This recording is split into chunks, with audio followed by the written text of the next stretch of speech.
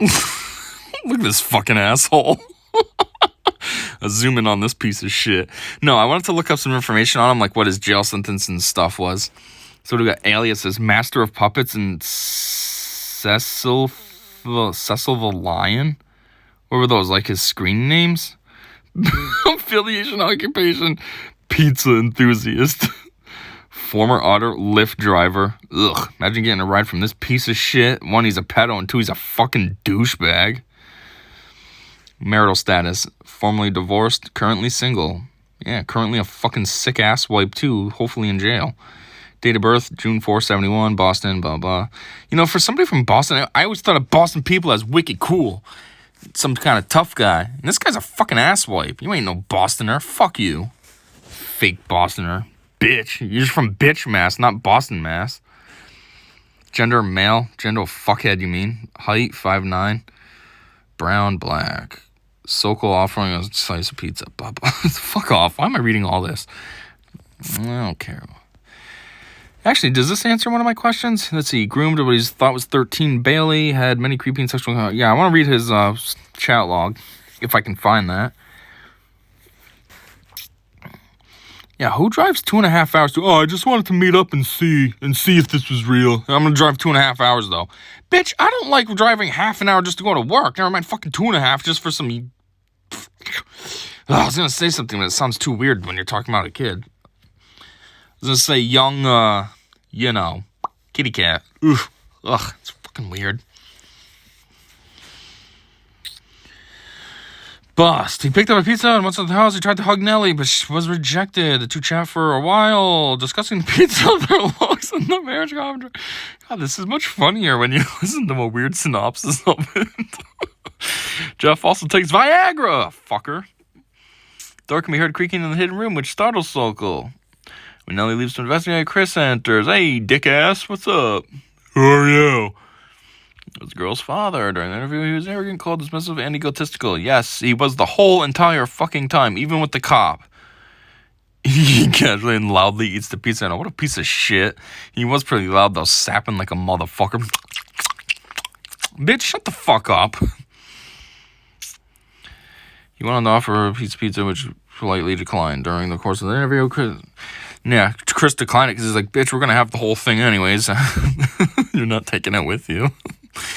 Marriage contract. Sokol was... Oh, there it is. He was ultimately sentenced to 7 years and had to serve 30 months. What the hell is 30 months? 12, 24, 36. 12, 24. That's only 2.5 years. Oh, so after 2.5 years he could get out? Ugh, hopefully not. Fuck this asswipe. Give him the full 7 years. Actually, though, geez, 2015, he'd already be 5 years down. 6 years. Shit, that means he could get out next year? Yeah, 22. He could get out in October 2022. Next year, this fucking asshole can be out? God damn.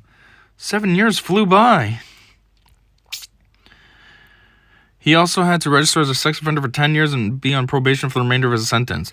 For 10 years, is that after he gets out of jail, or is that the same time? Because that means he's only sentenced for a sex offender for 3 years after he gets out. Like, what the hell? Is that what his haircut looks like? Why does it look different? Did he have a hat? No. Oh, because he didn't have it all trimmed up.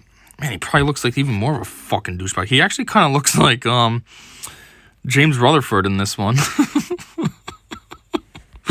I guess pedos all look the same. The haircut. I just commented on his hair. Said it was different.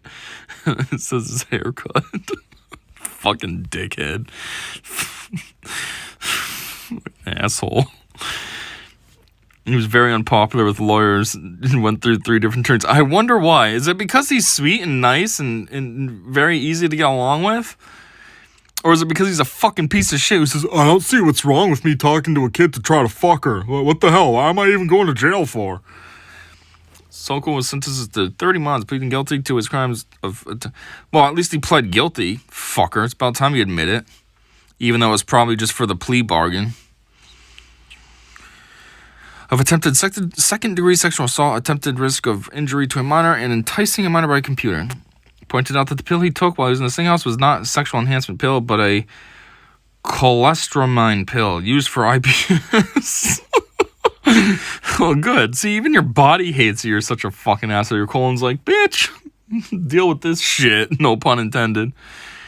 According to the lawyer, Sokol had suffered from IBS since high school, and that made him put on a mask. Sokol's lawyer stressed that Sokol is indeed a nice guy who has a job and is nice to his parents who accompanied Sokol during court hearings. Nice guy? Yeah, okay. He sure seems it. He's a fucking prick. And I don't think a nice guy would be trying to fuck a 12-year-old.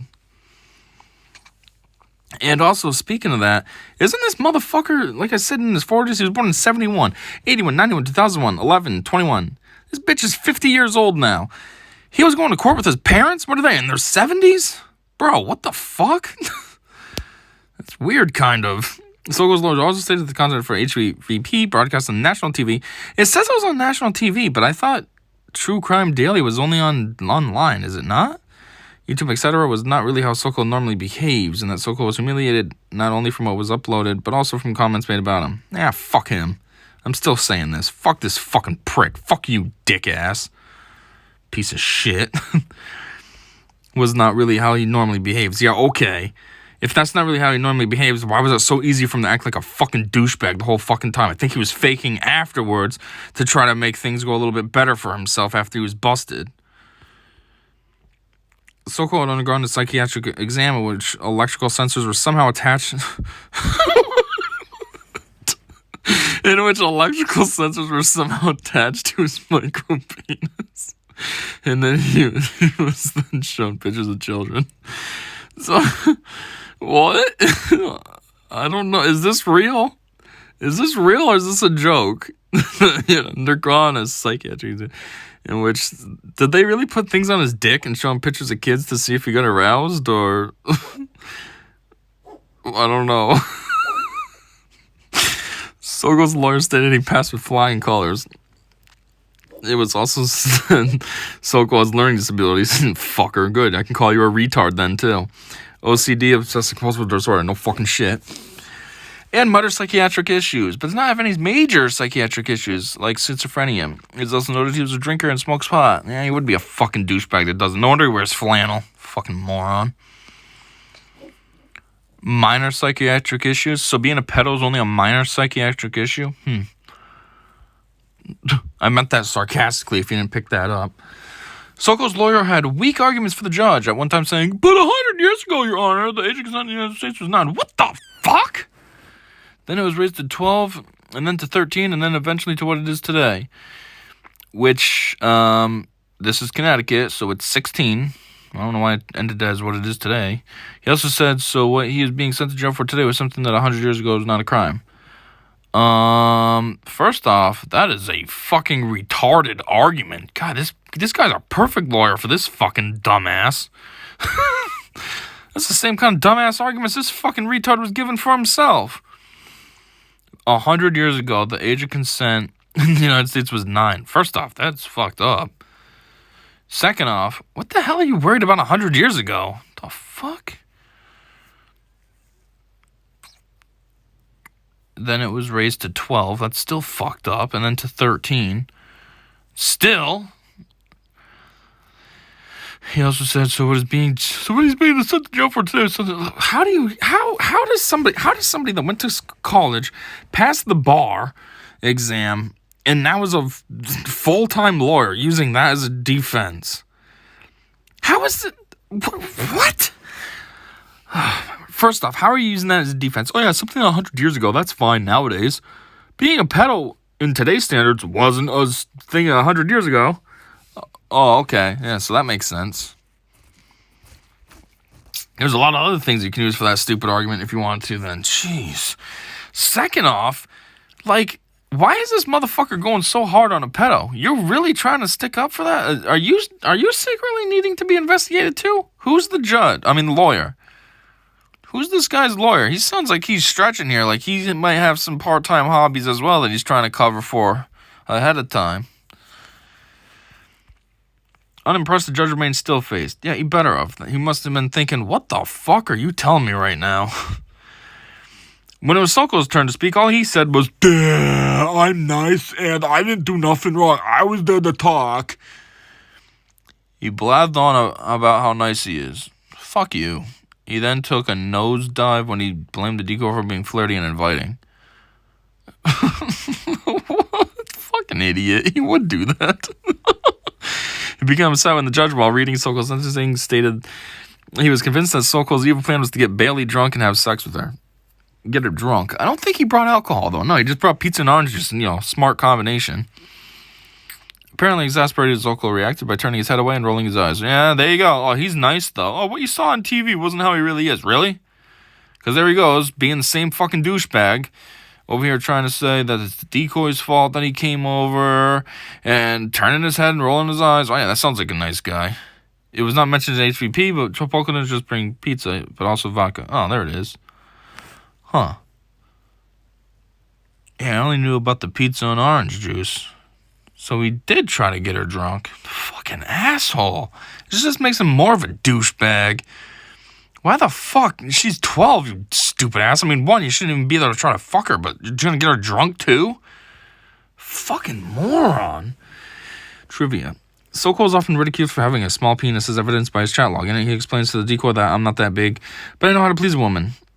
Yeah, no you don't. You have no personality and you're a fucking tiny dick. You don't know what the fuck to do to a woman. The pizza restaurant he went to is called Planet Pizza.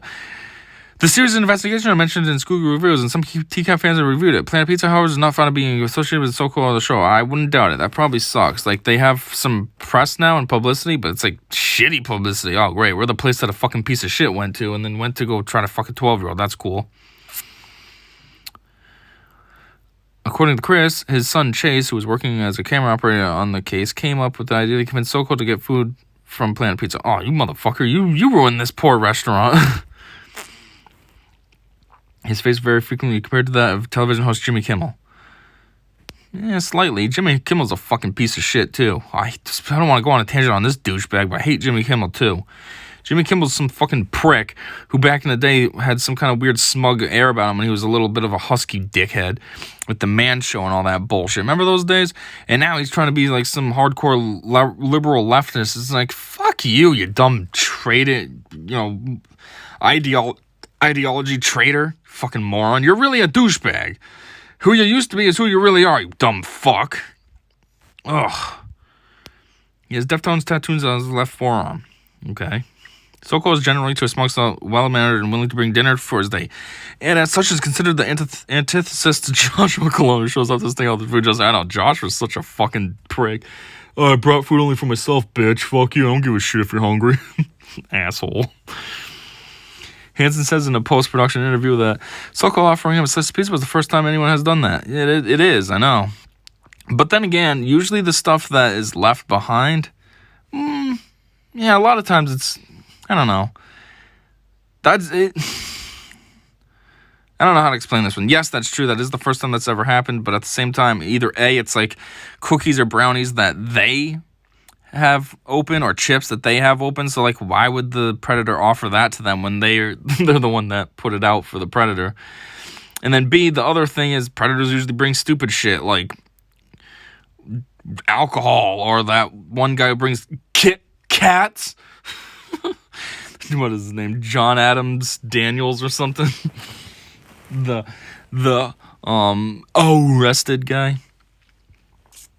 But yeah, so anyways, that stuff gets confiscated right away. So they can't really offer it. This guy only had the opportunity to offer pizza because, one, he brought it, and two, he was such a fucking prick eating while Chris is talking to him that it kind of just opportunity presented itself.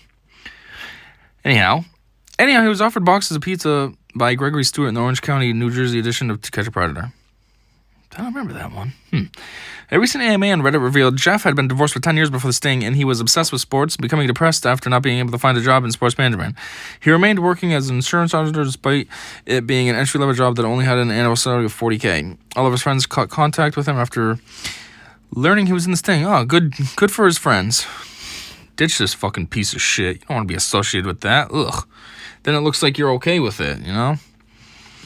Insurance auditor. What is that? That sounds like it's a decent job, but I don't know. Like, it makes me think an actuary, right? Maybe not. Maybe it's like an actuary's bitch. He also has OCD, which explains his excessive hand washing at the beginning of the episode. He lived in a small basement apartment at the time of this thing. Yeah, he probably did. Fucking loser. His parents' basement. No wonder they were at court with him. He tried changing his name to Sonny Derek Porter in 2018, but was denied by the courts. His court...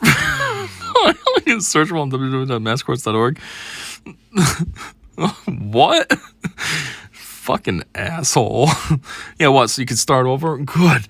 I'm no longer Jeff Sokol. I can go try to look for a 6-year-old now as Sonny Porter. Is his name Jeff Derek Sokol at least? Or is this just a straight up full on new name? There was a lot of controversy surrounding the pill that he takes in front of Bailey at the Sting House. While taking it, he implies that it's for his IBS. This is later echoed during the trial by his lawyer. However, during his interrogation at the police station, he admitted to having Cialis in his pocket at the time of his arrest. Yes, he did. I knew that there was proof that he had Cialis, but for some reason in the court and himself, he claims it's for IBS. Mike Manzi has been interviewed by Joey's Teacup channel. Really? I didn't know that. That's something I want to listen to. And he puts Jeff Sokol on blast for his cocky attitude while incarcerated. When Joey revealed that Jeff attempted to use a marriage contract to groom the decoy, Manzi was lost for words and completely enraged by this revelation, calling it, "This is some Woody Allen status." Wait, were they in jail together? Well, they must have been, right? So was he a piece of shit even while in jail? God damn. Oh, but he's a nice guy. Okay. Really seems it. Related links. It's Jeff Sokol HVP Uncut, Jeff Sokol Original Crime Watch Daily Cut, Police Interrogation Mirror, and Original PDF Mirror. That's a little bit more on this fucking piece of shit. Fucking asshole. Look at him right there. James Rutherford. Fuck this asshole. There's a better one. Fucking dickhead. Alright, that's all I got. So until whatever comes next, thanks for checking this out. And I said see you then.